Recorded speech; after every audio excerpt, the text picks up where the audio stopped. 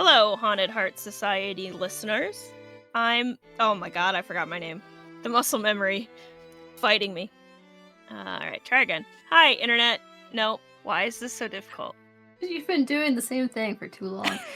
Hello, Haunted Heart Society listeners. It's Emily SW, Sam. and we are coming at you with a spiffy new intro. No. Yeah. Yeah, Yeah. that's true. I've also forgotten the rest of the script. Okay, make sure to give us a like and subscribe if you haven't already. Join us on Instagram, TikTok, Tumblr, and YouTube for more of the strange, the obscure, and the bygone. Oh, it sounds so official when we do the intro. I like it. Oh, and we have to add Substack, right? Oh, yes, I'll add that into the script that I have on the board that I'm looking at here. The Haunted Heart Society is on Substack now. Da da da. Okay, I guess I was gonna ask if we have any more announcements, but I think that's the big exciting Announcements? news. Yeah, I do have one thing I want to say closer to the end as a follow up to something that we were talking about last time. Okay, so you hear that, listeners? You gotta listen to the end to find out That's the right. mystery. We've got a little not a cliffhanger. It's a mystery. Here's a hint, or a clue, if you will. It's a mystery concerning mysteries. Ooh, I'm intrigued. All right, well, the mystery is not for today. Today, we have answers, I suppose. We have hard data, no questions. It is the season of recaps, and so we are Oh, doing yes. yeah, a very exciting time to be a person who listens to music. And likes looking at statistics. So we're doing a podcast recap of our year, which is slightly. It actually began. I began our list in October of 20 or November of 2024 because that was the first circus story we did. Yeah, I have since refined well, we spent a lot of time this year talking about how to better, I guess, negotiate having the themes with the years, because originally it was just, January to December was going to be one theme, but then things kept running over. So then it was going to be October to October, and now we're still running over. So it's going to be January to October, and then the last 2 months are kind of the spillover. Prepare for the next thing time. So Yeah, that's where we are now. yeah, I think that's a good way to do things. But it's been a year of is it cheesy to say a year of growth? I feel like we've really been honing in on our podcasting this year. I think that we've gotten better at, first of all, better at talking. And I mean, I know there are still some technical issues with like the volume and stuff. So I'm just kind of doing my best. Yeah, and honestly, like sometimes you pay however much money you pay for an album, and it also has a lower volume than you expect. So I think it's fine.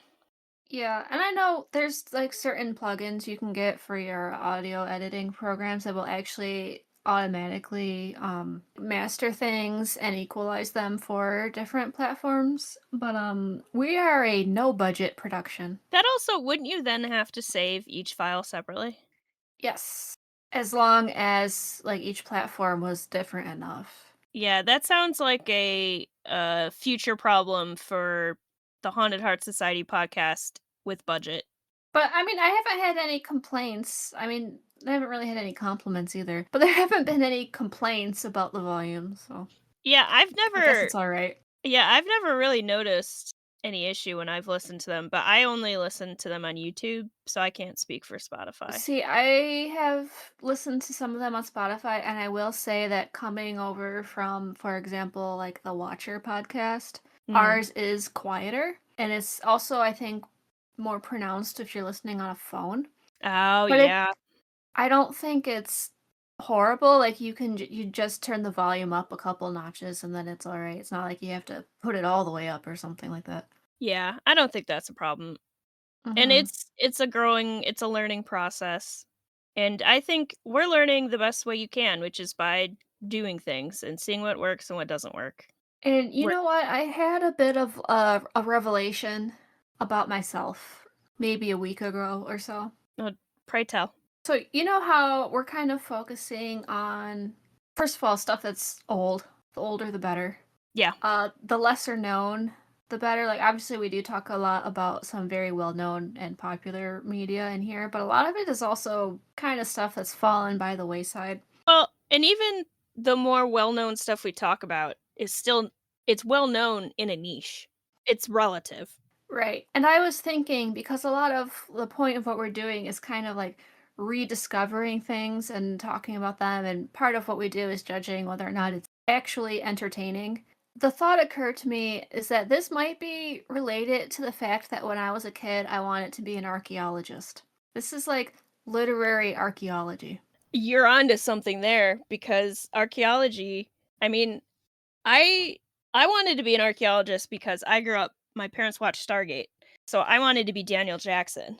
Not really how archaeology works. Yeah, like there's very niche kind of interests that kids have, and it seems like all kids kind of fall into these few like topics. I was an ancient Egypt kid, so apparently since a very young age I've just been fascinated by dead bodies and tombs. There's a reason we do what we do. But do you understand what I'm saying with like the rediscovering these things and relating it to like an art interest in archaeology? Because in Oh, archaeology, you're rediscovering things. absolutely. And actually, there is a word for it's not forensic anthropologist, but there's like a word like people who study the sociological history and impact of different things, which is and I this is gonna bug me now. It might just be anthropology. But yeah, there's like culinary anthropologists who specifically focus on food and society and culture and like different kinds. Mhm. And there's in that subset of people, there's also people who study historical data and look at like dig sites, archaeology, and they look at the work that archaeologists have done and then put together context for the society and the culture via the pieces that archaeology has uncovered. Do you know what I'm Yeah. trying to say? And so I think being a literature archaeologist is pretty cool. Kind of clunky Yeah. though. Yeah, no, that was just a thought I had. It's like, my interest in things that aren't really talked about by really much of anyone else may be related to that interest from a young age. Half the fun of doing the podcast is research and like delving into Project Gutenberg and the bowels of the internet, trying to find a short story that was mentioned in a Wikipedia article that you can't find anywhere else.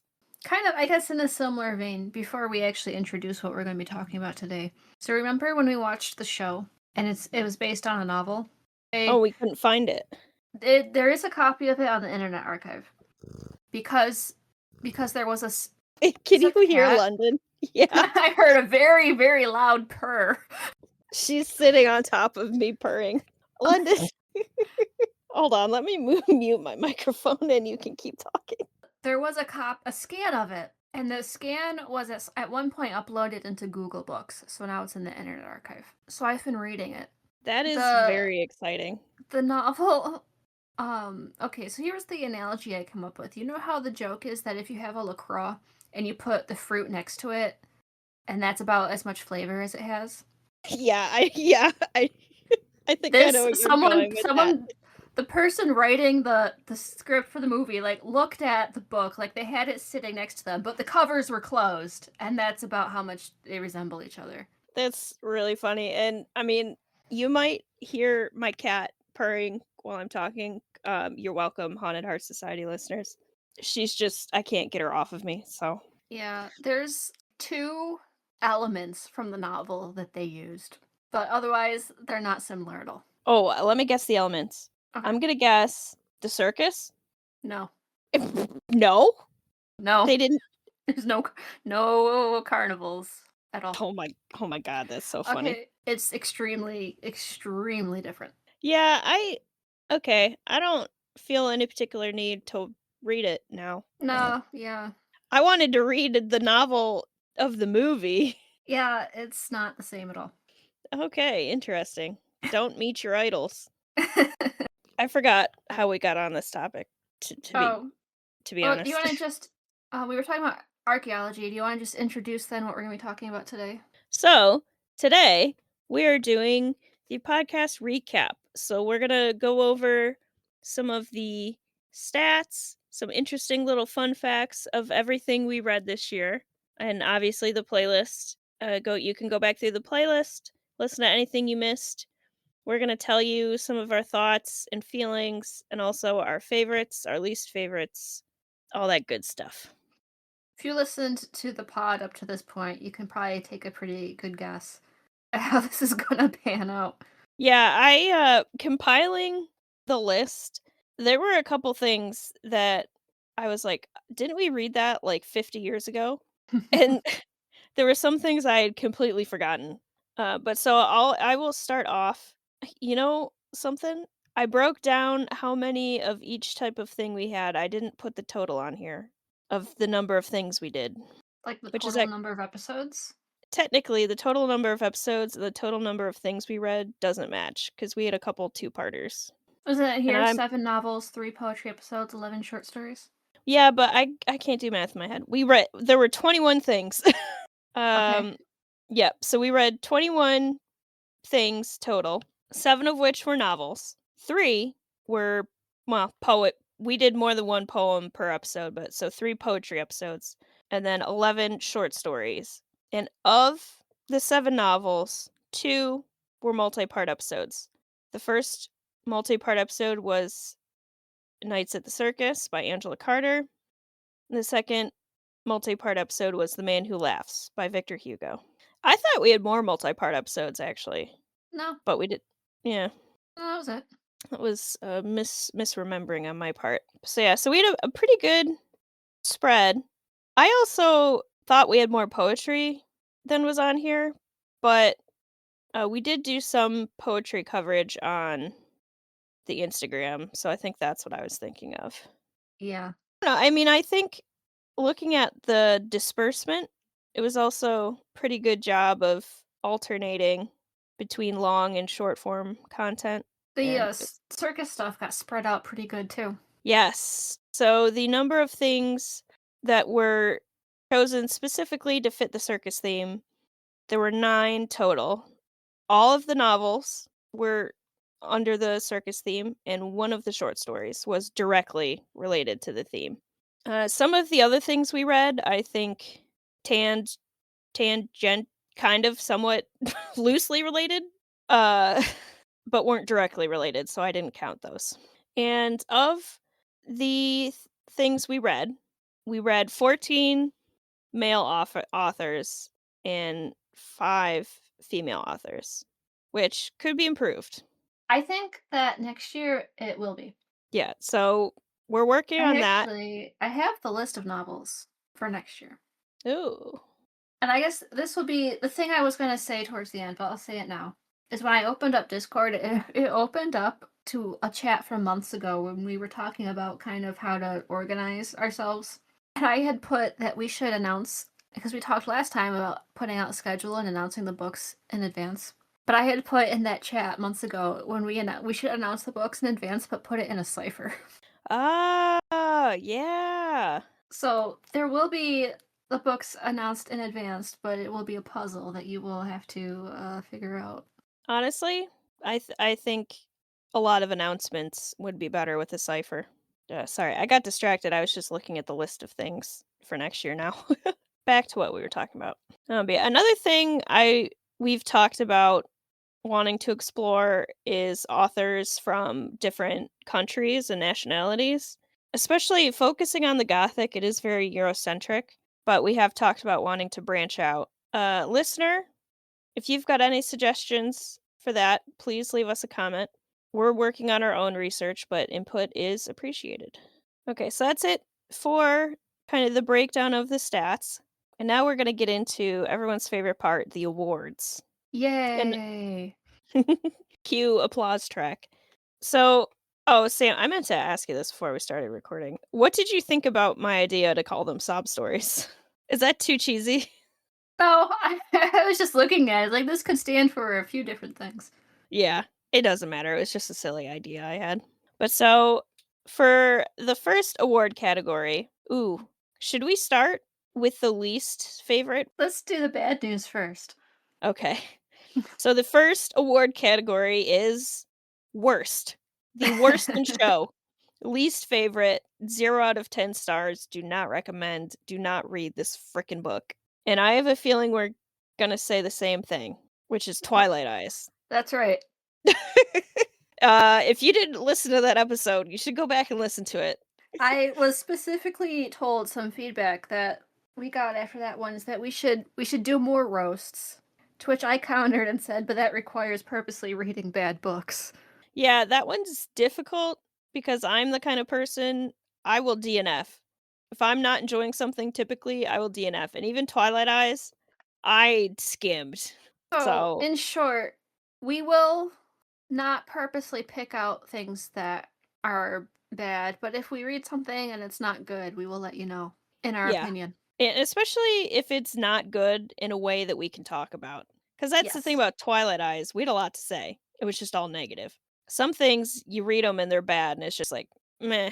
And we can't predict that. So I guess you just have to listen to every single episode we put out to see if we do any more roasts. Yeah, we won't even know until we're doing it. No, that's true. I have a pretty good idea sometimes of whether I'll like something or not based on if I've read the author before or if I know what the general story of the plot is, but it's harder to predict when you're not gonna like something. So I've been surprised by some books that I thought weren't going to be good, and then they were. I mean, at the very least, they were fun to read. And then some things you go into it with high expectations, and it just lets you down. Yeah, I mean, ain't that just a metaphor for life? Yeah, so I guess do you wanna say what your most surprising read of the year was? Most surprising? Yeah, like, what was the one that you enjoyed more than you thought you would, like you were just Um, mentioning? okay, In the Black Mill. Mm, that was a really good one. Yeah. And a surprising entry. I think yeah, that one was kind of that was a later change too, wasn't it? Yeah, because I how did I even stumble upon it? It was something Um, about, like, Rust Belt.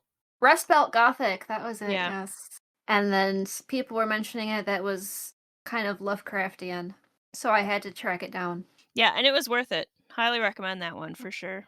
I think the most surprising one for me, was in terms of I didn't expect to like it as much as I did, 100% The Man Who Laughs. I've never read Hugo before. What Same. a banger. What a banger. I have a feeling Hugo is going to be taking home a number of awards this evening. Probably. You know what? I didn't put most verbose on here. Uh, that would just wouldn't be fair to anyone else. Oh, and you know what? We were, I don't want to say warned because it was like a good thing.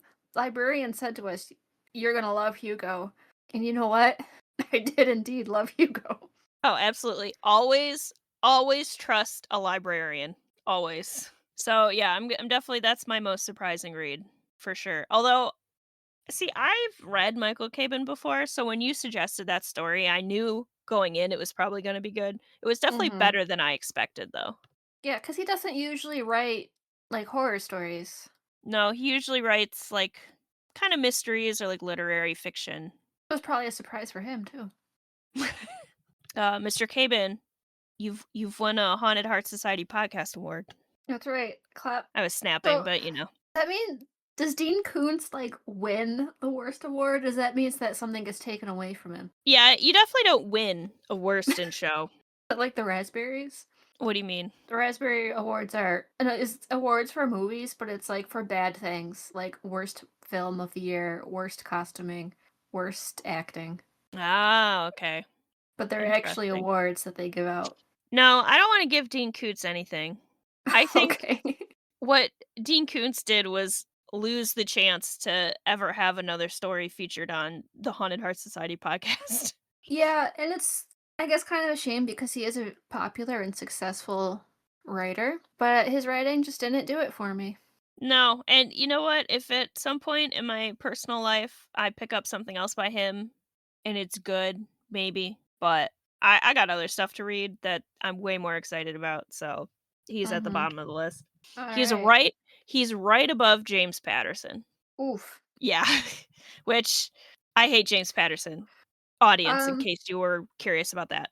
yeah, my mom reads some of his books, so, like, I've picked them up just because I was curious. And it's like you start reading it and the sentences are so simple, I could feel myself losing brain cells. Yeah, and he churns out well, I say he always has a co-writer, and they churn out, like, 2, 3 2 to 3 books a year, 4 maybe, like, it's a ridiculous amount that come out every year, and the Yeah. quality shows. But, it's just hack reading. Yeah, it's like popcorn. Like, even when people sometimes at, the library, when you work at the desk, people will check out their books there, and depending on what it is, they'll make excuses, like because they think you're judging them. And with Patterson, a lot of people will come up to the desk and go, he's just so easy to read, I wanna turn my brain off." I was like, "Listen, I wasn't gonna judge you. I mean, if I wanna turn my brain off, I read fan fiction, but you do you." Should we move on? Yes, let's move on. So, shall we discuss the most impactful? Which this isn't necessarily your favorite. It's not necessarily the best written, but was there something we read that stuck with you after we talked about it and you still think about it? The Man Who Laughs by Victor Hugo. Yeah. Yeah.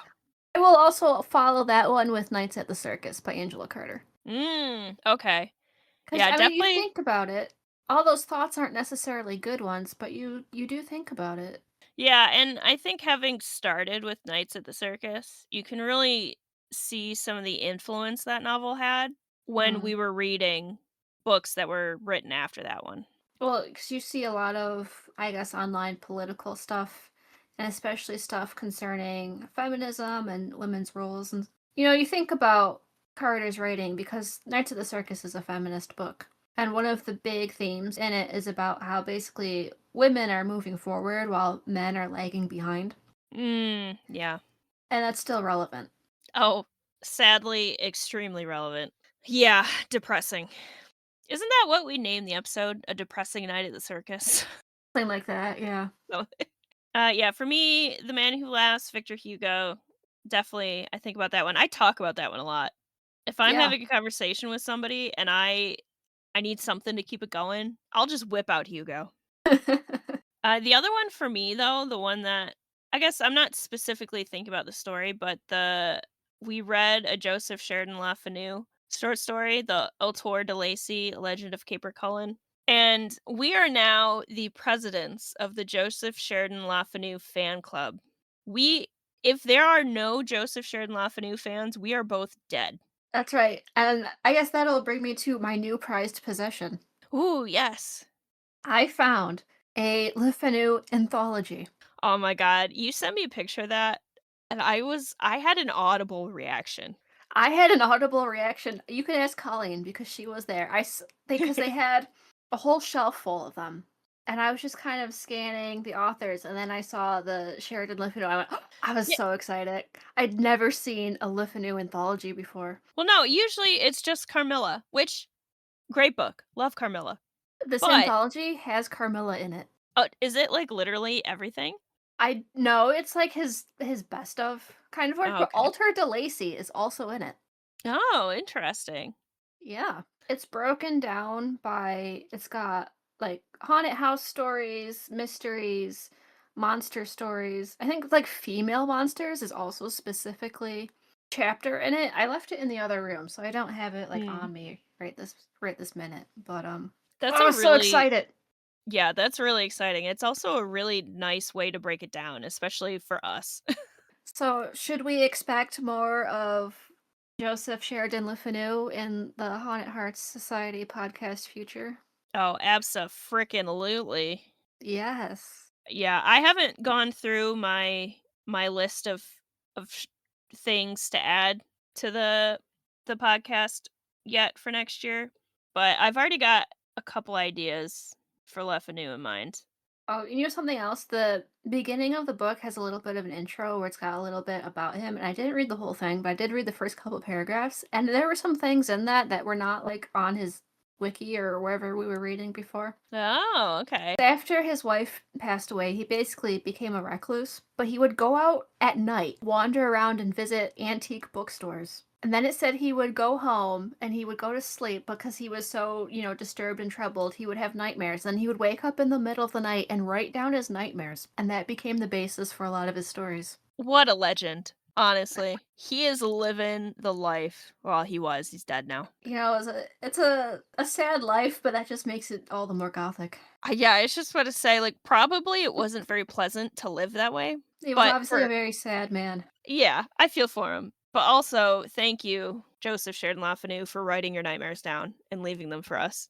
Let's talk about the most gothic. Now, this award is for the story that we feel hits the most kind of gothic nails, or not nails. I'm mixing my Oh, you hit the nail on the head. In this yeah. case, they're coffin nails, right? Oh, there we go. You saved it. You saved it for me. But yeah, so the most gothic award is whichever story you think hit the most tropes or the most beats, felt the most gothic to you. Okay, so if we think about our gothic tropes, isolated settings, Good versus evil. usually supernatural happenings. I'm leaning towards the Great God Pan. Yeah, I'm just looking over our list again too. Yeah, because we delved a little more into kind of like sci-fi fantasy a little bit with this theme, and which can be gothic. However, I mean, everything we read was dark. There weren't any yeah, comedic, there were no comedies. If there were dramas, they were still kind of on the darker side. yeah, the only thing close to a comedy was "And All the Earth a Grave," but even that was a macabre comedy. And I mean, we were laughing at Shelley, but he wasn't funny intentionally. No. No, no. He had maybe the most gothic life aside from his wife. Now, yeah, the Great God Pan because Gloomy atmosphere. yeah, gloomy. My brain just completely went off the rails. But one of the other things that I think that's particularly gothic about the Great God Pan is the sort of unsteady quality of the narrative about how like you as the reader you think you have all the details, but you don't. And so then as the story goes and you get all of those details together, you start to see it form. I don't know, I'm saying mystery. There's a word for it. It's called mystery. It has mystery. It's gloomy. It had Hmm. a moral. Yeah, this is a tough one because I mean, obviously, we pick things on purpose to be as gothic as possible. I mean, Because the man who laughs was also very gothic. Man Who Laughs, also something wicked this way comes. Especially because even though you have a whole town full of people and there's a lot of people in it, it feels very isolated. Yeah, and honestly, I'm also fighting because part of me is like, I kind of want to give it to Ultor de Lacy again. Because you've got the desolate landscape, you've got the abandoned, decrepit castle, you've got you've got Oh, drama, family secrets. yeah, family secrets, generations of family trauma culminating in this supernatural sort of event, ghosts. Oh, you know what we should have done? We should have done this ahead of time, pared it down to a couple choices, and then put it to a vote on like Instagram. Oh, okay. We should yeah, next Next time we time. should yeah, next time. And now you just get to listen to us talk about books that we really like. So I guess it's not that much different. Well, sometimes we don't like them.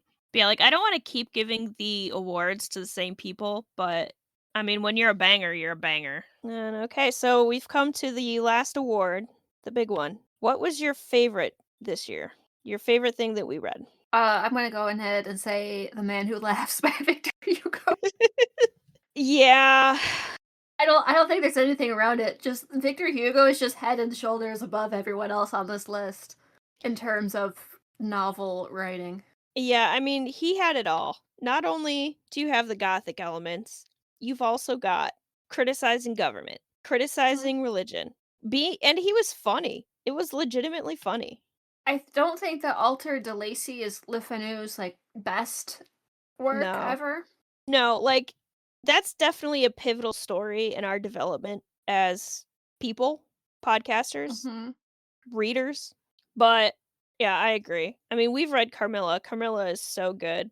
Alter de Lacy is good, but not at that level. I do have to say though that the Percy Shelley episode was the most fun. You know, I was just about to bring up that I really enjoyed the Percy Shelley episode. And honestly, in the Tolkien episode was fun too. I liked the Tolkien episode because that was a bit of a rabbit hole for me, and it was Mhm. very enjoyable to go down that rabbit hole. And the Percy Bysshe Shelley episode, I think you're right. I think it was one of the most fun episodes we've ever done.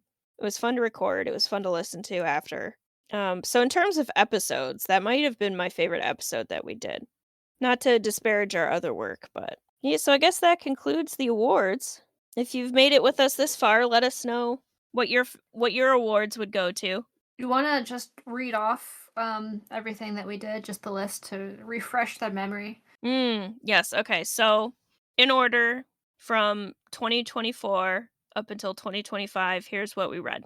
Nights at the Circus by Angela Carter, The Abbot's Ghost by Louisa May Alcott, The Crystal Egg by H.G. Wells, Something Wicked This Way Comes by Ray Bradbury, The Birthmark by Nathaniel Hawthorne, Altor de Lacy, A Legend of Caper Cullen by Joseph Sheridan LaFanu, Geek Love by Catherine Dunn, various poems by J.R.R. Tolkien, various poems by Percy Bysshe Shelley, Alez by Alexander Kuprin, In the Black Mill by Michael Cabin, Twilight Eyes by Dean Koontz, All Summer in a Day by Ray Bradbury, Nightmare Alley by William Lindsay Gresham, The Wind in the Rosebush by Mary Wilkins, various poems by Emily Dickinson, who was probably not straight, by the way. Go listen to the episode. The Man Who Laughs by Victor Hugo, And All the Earth a Grave by C.C. McCapp, The Great God Pan by Arthur Machen, The Magic Shop by H.G. Wells, The Circus of Dr. Lau by Charles G. Finney. Quite the list. Yeah, and not to give away what we're reading next year, what we're working on, but I am very excited for the February 5th episode in particular. Goes to look. I made the schedule, but I already don't remember. Yeah, you're good. Ah, yes. So that's a little teaser for you, audience. There will be puzzles, clues. Yes, where will they find these things? Will it be on Instagram, perhaps? Okay. Instagram and probably also the Tumblr and maybe also the Substack, depending on how I do it. Yeah, so keep your eyes out there for the teasers, some ciphers. You're gonna have to interact. No. I don't know what I'm trying to say. It'll be interactive. Yeah, at least I hope so. We try to have fun here. We do. We don't always succeed, but we try. No, yeah. Yeah, so that's it for this episode. We've got one more for the year, right? For the Yes. calendar year. Actually, it's coming out if you celebrate Christmas. It's coming out on Christmas. Well, even if you don't celebrate Christmas, it is coming out on It's Christmas coming out Day. on Christmas regardless. And you know what? Just like the music recaps, we did the recap before the Christmas episode. That's So true. we didn't count the Christmas special. It didn't mess up our numbers. Not that it would have messed up our number, you know. Can't really do something like that with books. Like, what did we read the most often? It's like we're only going to read it once. Well, you know what? The story graph has stats on it. Oh, I You forgot might have about that. forgotten about that account, but it does have statistics, and I have been updating it. Okay, well, something to keep in mind for next year. For example, it has your top moods. Take a guess at our top. We'll do the top 2 moods. Take a guess. Melancholy, Similar. song, Sad. sad. Sad is a mood. It's not our top one though. Okay. The top one Uh, is dark, and the second one is mysterious. And then it also shows you the pace of books. So most of our books are medium paced, followed by slow paced. yeah, that makes sense. Page number. Most of them are between 3 and 500 pages. 100% fiction. Genre is fantasy, followed by horror. Yeah, I guess that makes sense. That's it. It shows also too like your average star rating. And because I was adding in basically any book I read that would fit the circus theme, the average rating is 3.11. Yeah, you read some really not I stupendous am things. very critical, I've discovered. There will be at some point a complete review of all of the contemporary, I called it, books that I read. I did include one because I did read one book that didn't make it onto the pod schedule that was published in 1917. So I also talked about that one a little bit. But otherwise, the rest of them were the books that were published after the year 2000. Specifically 2003, because I think that was the oldest one that I read in that list. Gotcha. So I included, obviously, a separate review for that, because we have an entire podcast talking about the books. So Yeah. I did not Yeah. repeat myself on those points. That makes sense. So keep an eye out for that as well, listeners. Keep an eye on the Instagram for the puzzles and ciphers leading up to our next theme. Give us a subscribe, like the video, go follow us on Instagram, Substack, Tumblr, TikTok, right? TikTok. Yeah. And we will see you. No, we will not. We will We'll talk to you. yeah, we'll be back another time with something else. Ooh. Specifically a weirdo from Baltimore. Yeah, Merry Christmas. All right. Goodbye.